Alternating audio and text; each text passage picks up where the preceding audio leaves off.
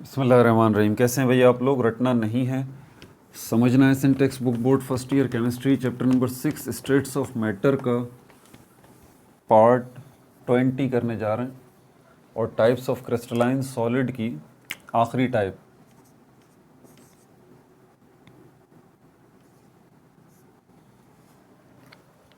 Copy pencil ले लीजिए, lecture को नोट करना है और मुस्कुराते रहना है। मॉलिक्यूलर सॉलिड्स ये है हमारे पास।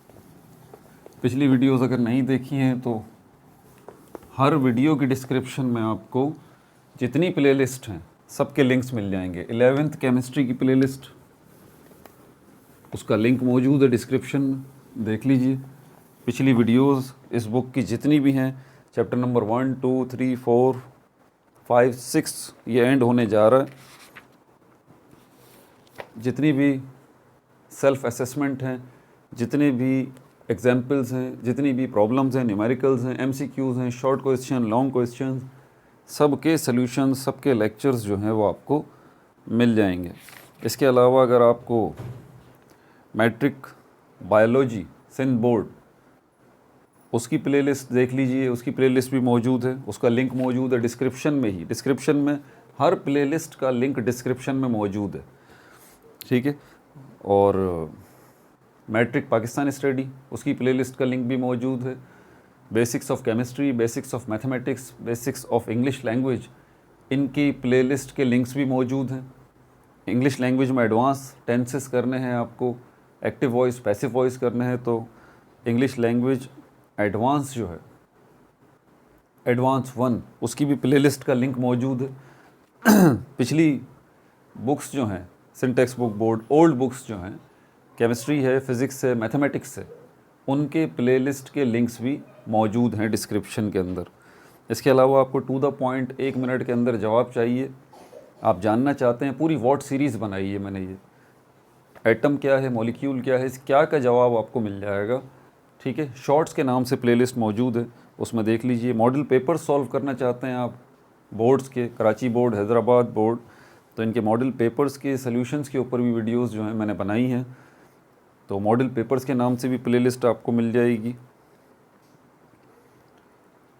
और उसमें कौन कौन से मॉडल पेपर्स हैं, मैथमेटिक्स है, फिज़िक्स है, केमिस्ट्री है, इनके मॉडल पेपर्स के सॉल्यूशंस बनाए हैं मैंने उन वीडियोस के अंदर।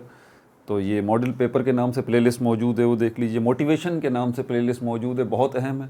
पेपर को कैसे अटैम्प्ट करना है उसके हवाले से गाइडलाइंस पर मुश्तमिल वीडियोस जो हैं वो मौजूद हैं। करियर डिटरमाइनिंग वीडियोस, आपको मैट्रिक के बाद कौन कौन सी फील्ड्स हैं, कहाँ कहाँ जाना चाहिए, कितना चार्म है किस फील्ड के अंदर, ये सारी तफसीलात भी आपको उस मोटिवेशन वाली प्लेलिस्ट में मिल जाएंगी। चले भाई आगे चलते हैं। अब ज़रा आखिरी ये जो है टाइप मॉलिक्यूलर सॉलिड्स जो हैं इनको देख लें।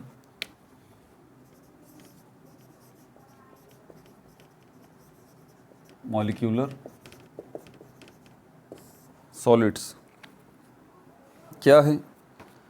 सवाल जवाब से मामला शुरू करता हूँ मैं। हमेशा आपसे पूछा जाता है भाई ये क्या है, तो इस क्या का जवाब जो है वो आसान सा यही है कि ये मॉलिक्यूलर सॉलिड्स जो हैं, सॉलिड्स क्रिस्टलाइन सॉलिड्स का एक ग्रुप है, ठीक है।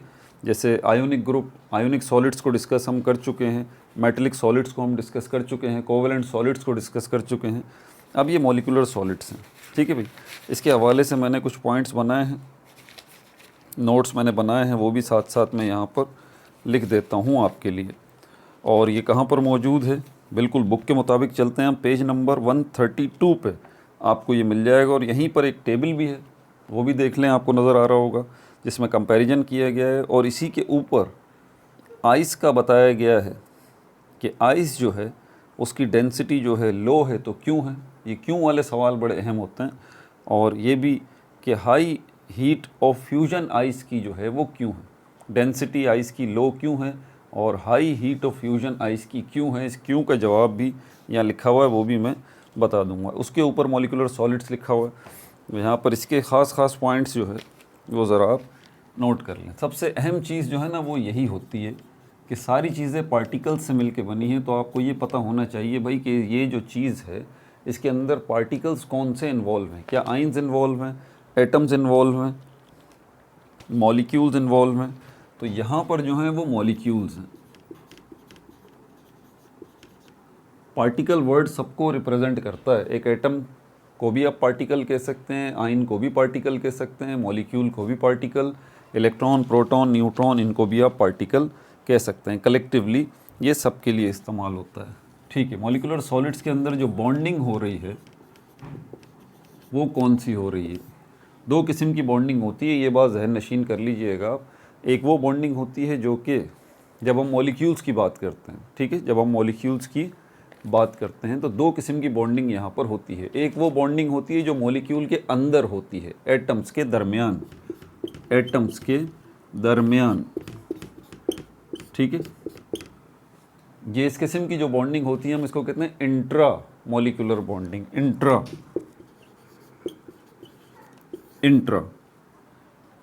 इंट्रा मॉलिक्यूलर बॉन्डिंग या intra molecular force of attraction. एक वो होती है बॉन्डिंग जो कि मॉलिक्यूल्स के दरमियान होती है, H2O, H2O, H2O। समझ में आ रही है बात आपको? तो ये दो किस्म की हो गई, ये हो गई इंटर मॉलिक्यूलर, ये इंट्रा मॉलिक्यूलर, ये इंटर मॉलिक्यूलर। जो मॉलिक्यूल्स के दरमियान है वो inter molecular force of attraction या इंटर मॉलिक्यूलर बॉन्डिंग, और जो मॉलिक्यूल्स के अंदर एटम्स के दरमियान है उसको intra molecular force of attraction या इंट्रा बॉन्डिंग कहते हैं। तो यहाँ जो बॉन्डिंग हम देख रहे हैं वो इंटर मॉलिक्यूलर देख रहे हैं सबसे पहली बार, ठीक है। और ये inter molecular force of attraction या इंटर मॉलिक्यूलर बॉन्डिंग जो है ये तीन तरह की होती हैं। Dipole dipole interaction, dipole dipole interaction, इन पे तफसीलन वीडियोस में बना चुका हूँ। डाइपोल डाइपोल इंटरेक्शन, ठीक है। अगर आपको देखनी है डाइपोल डाइपोल इंटरेक्शन तो आप लिखिए डाइपोल डाइपोल इंटरेक्शन, बाय रटना नहीं, समझना है। यूट्यूब सर्च बार में वीडियो आ जाएगी, ठीक है। हाइड्रोजन बॉन्डिंग, दूसरी किस्म हाइड्रोजन बॉन्डिंग की है, हाइड्रोजन बॉन्डिंग। और तीसरी किस्म जो है वो लंदन फोर्सेस की है, लंदन फोर्सेस की है। ये वो तीन किस्म की फोर्सेस हैं या ये वो तीन किस्म के बॉन्ड हैं जो कि मॉलिक्यूल से मॉलिक्यूल को जोड़ते हैं, ठीक है। या आप ये कह सकते हैं कि ये तीनों जो हैं वो types of inter molecular bonding है, types of inter molecular bonding है, ठीक है भाई। अब आगे चलते हैं। तो ये जो सॉलिड्स हैं इनके अंदर आपको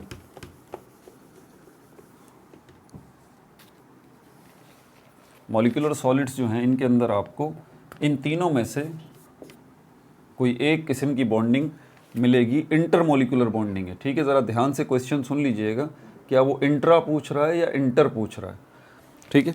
आगे चलते हैं। कैरेक्टरिस्टिक्स इन मॉलिक्यूलर सॉलिड्स की कैरेक्टरिस्टिक्स, खुसूसियात क्या हैं? कैरेक्टरिस्टिक्स, पहली कैरेक्टरिस्टिक्स इसकी क्या है? मॉलिक्यूलर सॉलिड्स जो हैं इनका मेल्टिंग पॉइंट जो है वो लो होता है, ठीक है। ये बहुत थोड़े टेम्परेचर पे जो है वो मेल्ट होना शुरू हो जाते हैं। आपसे पूछा जाता है वाई, ऐसा क्यों होता है भाई, इस क्यों का जवाब दे दीजिए। तो because they have week inter attractive forces, because they have weak forces.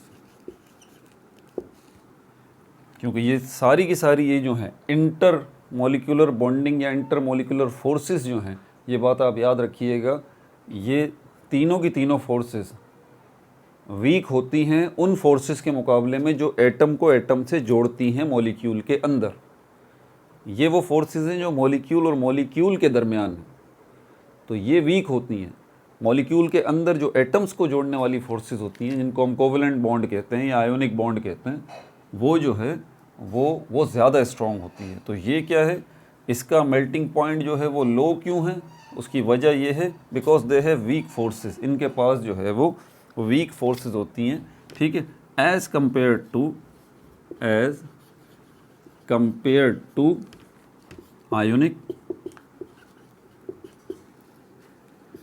Ionic covalent ionic covalent metallic bond, metallic solids. Metallic solids जो हैं, कोवेलेंट सॉलिड्स जो हैं और आयोनिक सॉलिड्स जो हैं, उनके मुकाबले में मॉलिक्यूलर सॉलिड्स का मेल्टिंग पॉइंट लो होता है। वजह क्या है उसकी? क्योंकि मॉलिक्यूलर सॉलिड्स के दरमियान जो फोर्सेस हैं उनको बांध के रखने वाली वो वीक हैं, वो ये रही डाइपोल डाइपोल इंटरेक्शन, हाइड्रोजन और लंदन। ठीक है, उसके बाद फिर अगली बात यहाँ पर है कैरेक्टरिस्टिक्स के हवाले से, डेंसिटी जो है,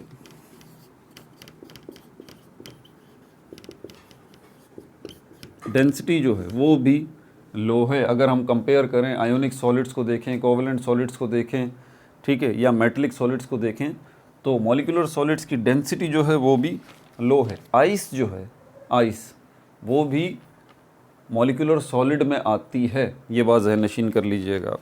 ठीक है, और इसके अलावा ये बैड कंडक्टर ऑफ इलेक्ट्रिसिटी भी होते हैं, bad conductor of electricity, bad conductor of electricity भी होते हैं। ठीक है भाई, अब यहाँ पर आइस को लेके एज एन एग्जाम्पल, इसकी एग्जाम्पल कौन सी हमारे पास? एग्जाम्पल इसकी हमारे पास आइस है फ़िलहाल, और भी हैं। ठीक है, एग्जाम्पल इसकी आइस है। तो आइस के हवाले से, क्योंकि आइस जो है, अब आपसे पूछा जाता है आइस जो है वो सॉलिड है, बिल्कुल सॉलिड है। कौन सा सॉलिड है भाई? मॉलिक्यूलर सॉलिड है, आयोनिक सॉलिड है, मेटेलिक सॉलिड है, ठीक है, या कोवेलेंट सॉलिड है? तो आप कहेंगे कि ये जो है वो मॉलिक्यूलर सॉलिड है आइस, और इसी की एग्जाम्पल को अब हम यहाँ पर डिस्कस करने जा रहे हैं। आइस के हवाले से दो बातें यहाँ पर पूछी गई हैं, रीज़न दीजिए। आइस के हवाले से दो बातें, और यही साइंटिफिक रीजनिंग होती है जो कि एग्ज़ाम में आती है, एंट्री टेस्ट में भी आती है। साइंटिफिक रीजनिंग, रीज़न दीजिए। वाई आइस का जो है वो, आइस की लो डेंसिटी है, लो डेंसिटी। आपको डेंसिटी का कॉन्सेप्ट समझा दूं कि डेंसिटी जो है वो इन्वर्सली प्रोपोर्शनल होती है वॉल्यूम के। मतलब किसी चीज़ का अगर वॉल्यूम बढ़ जाए तो उसकी डेंसिटी कम हो जाती है, और अगर वॉल्यूम कम हो जाए तो उसकी डेंसिटी बढ़ जाती है। इन्वर्स रिलेशनशिप है डेंसिटी का वॉल्यूम के दरमियान। अब होता क्या है, यहाँ पर सारी तफसील लिखी हुई है कि लो डेंसिटी ऑफ आइस में H2O molecules arrange in ice tetrahedrally, ये ज्योमेट्री है इसकी, टेट्राहेड्रली। अब इसके ऊपर मज़ीद बात नहीं कर सकता मैं। अगर आप देखना है चैप्टर नंबर 3 के अंदर जो थ्योरीज ऑफ कोवेलेंट बॉन्डिंग है, इसके अंदर जो है वो ये टेट्राहेड्रल ज्योमेट्री, मॉलिक्यूल्स की ज्योमेट्री को तफसील से मैंने डिस्कस किया है। ठीक है, तो यहाँ पर आपको पता लग जाएगा। आप ये बात जहन में रखिए कि आइस के अंदर H2O के मॉलिक्यूल्स की जो ज्योमेट्री होती है वो टेट्राहेड्रली होती है। ठीक है भाई, अगर ये टेट्राहेड्रली होती है तो इसका रिज़ल्ट क्या निकलता है? Empty spaces, empty spaces. इस टेट्राहेड्रली अरेंजमेंट की वजह से आइस के अंदर मॉलिक्यूल्स की के अंदर क्या होता है? एम्प्टी स्पेसेस, खाली जगहें जो बन जाती हैं। खाली जगह बनने से क्या होता है? वॉल्यूम जो है वो, वॉल्यूम ऑफ आइस इंक्रीज हो जाता है। और अगर वॉल्यूम इंक्रीज हो रहा है आइस का, तो क्या मैंने बताया है कि इन्वर्स रिलेशनशिप बनेगा। डेंसिटी जो है वो, डेंसिटी जो है वो डिक्रीज हो जाएगी, डेंसिटी जो है वो डिक्रीज हो जाएगी। फिर वही आपसे सवाल पूछा जाता है, बताइए भाई आइस की डेंसिटी कम क्यों है? कोई भी पूछ लेता है, आसान सी बात। आप कहें भाई आइस का वॉल्यूम जो है वो ज़्यादा हो जाता है। फिर पूछा जाता है भाई आइस का वॉल्यूम ज़्यादा क्यों हो जाता है? तो आप बताएं, आइस के अंदर जो H2O के मॉलिक्यूल्स हैं वो टेट्राहेड्रली अरेंज हो जाते हैं। फिर सवाल होता है भाई टेट्राहेड्रली अगर अरेंज हो गए हैं H2O के मॉलिक्यूल्स आइस के अंदर, तो इससे डेंसिटी का क्या लेना देना। आप उसको कहें भाई टेट्राहेड्रली H2O के मॉलिक्यूल्स जब अरेंज होते हैं तो बहुत ज़्यादा खाली जगहें बन जाती हैं लेफ़्ट राइट में, एम्प्टी स्पेसेस बहुत ज़्यादा बन जाती हैं। तो वो पूछता है भाई बहुत ज़्यादा एम्प्टी स्पेसेस अगर बन जाती हैं तो इससे क्या होता है। भाई इससे ये होता है कि वॉल्यूम बढ़ जाता है, और जब आइस का वॉल्यूम बढ़ जाता है तो इसका नतीजा क्या निकलता है, आइस की डेंसिटी कम हो जाती है, आइस की डेंसिटी कम हो जाती है। अब वो आपसे जो अगला सवाल पूछता है कि भाई Y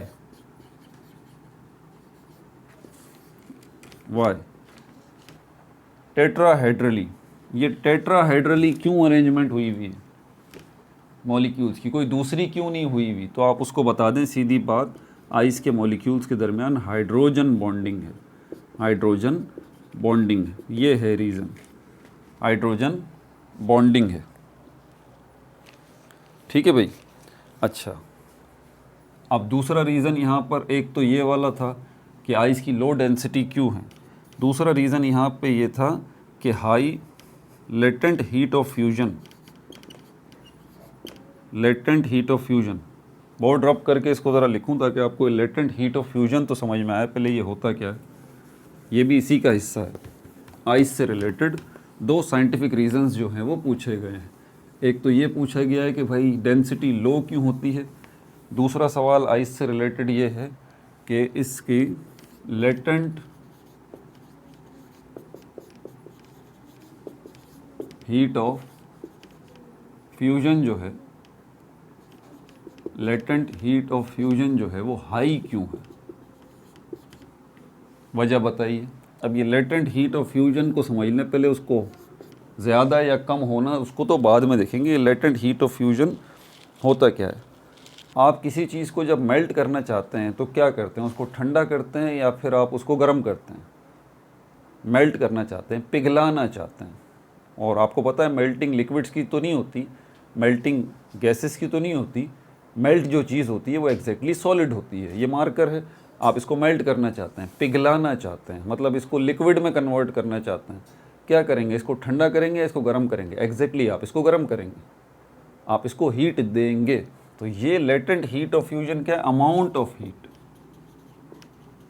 amount of heat, amount of heat. Heat का वो अमाउंट है supplied to solid, supplied to solid to melt.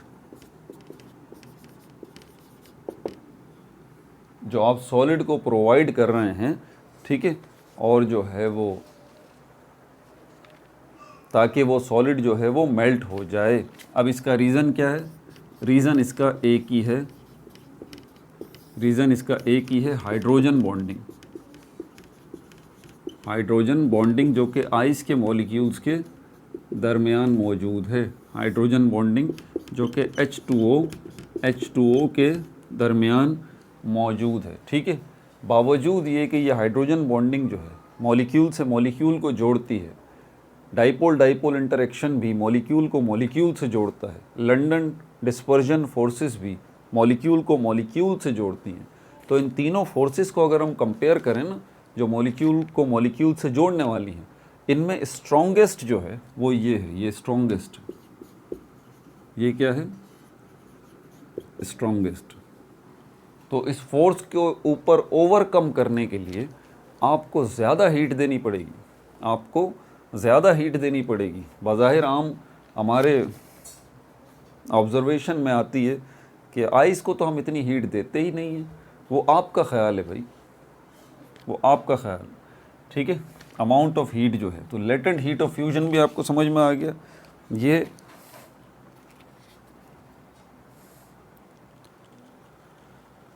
ठीक है भाई।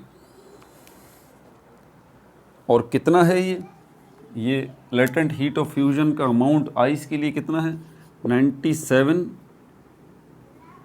97.7 कैलोरी पर ग्राम है, 97.7 कैलोरी पर ग्राम है। ठीक है भाई, ये भी हो गया। अब ज़रा इस टेबल को निकाल लीजिए। अब इस टेबल क्या मैं पूरा यहाँ बोर्ड पे बनाऊँ? नहीं, ये तो ज़्यादती होगी। ठीक है, आप इसका PDF खोल लें, या फिर जो है वो ये कंपैरिजन किया गया इस टेबल के अंदर सारा का सारा।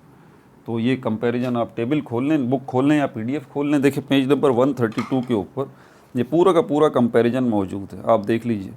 Ionic crystals, covalent crystals, metallic crystals, molecular crystals, comparison है चारों टाइप्स की। अब इसको मिटा देते हैं, अब इसकी ज़रूरत नहीं है, ये आखिरी लेक्चर था इसके ऊपर।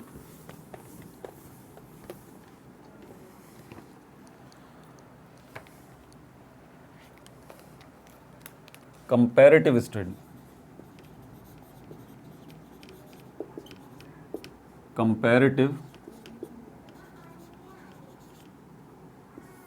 कंपैरेटिव स्टडी,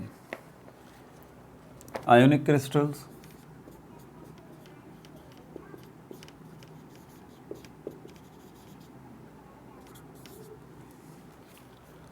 कोवेलेंट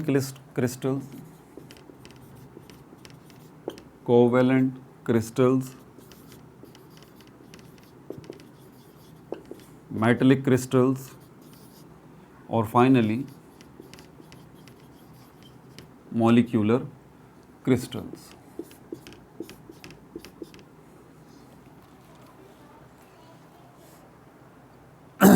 पार्टिकल्स कौन कौन से इन्वॉल्व हैं? ठीक है, पार्टिकल्स जो इन्वॉल्व हैं इसके अंदर, आयंस इन्वॉल्व हैं। आयोनिक क्रिस्टल्स के अंदर पार्टिकल्स कौन से इन्वॉल्व हैं? आयंस इन्वॉल्व हैं। कोवेलेंट क्रिस्टल्स के अंदर एटम्स जो हैं वो इन्वॉल्व हैं। ठीक है, और मेटेलिक क्रिस्टल्स के अंदर जो है वो कैटाइन यानी कि positive ion and sea of electrons का जो सी है वो इन्वॉल्व है। और मॉलिक्यूलर क्रिस्टल्स के अंदर कौन सी फोर्स, कौन सी यहाँ पर जो है वो इन्वॉल्व है पार्टिकल्स, वो मॉलिक्यूल्स हैं। यहाँ पर वो मॉलिक्यूल्स हैं। ठीक है भाई, तो ये पार्टिकल्स हैं जो कि इन्वॉल्व हैं। आयोनिक क्रिस्टल्स के अंदर आयंस इन्वॉल्व हैं। कोवेलेंट क्रिस्टल्स के अंदर एटम्स जो हैं वो इन्वॉल्व हैं। मेटेलिक क्रिस्टल्स के अंदर cations and sea of electrons ये इन्वॉल्व है। और मॉलिक्यूलर क्रिस्टल्स के अंदर मॉलिक्यूल्स इन्वॉल्व हैं।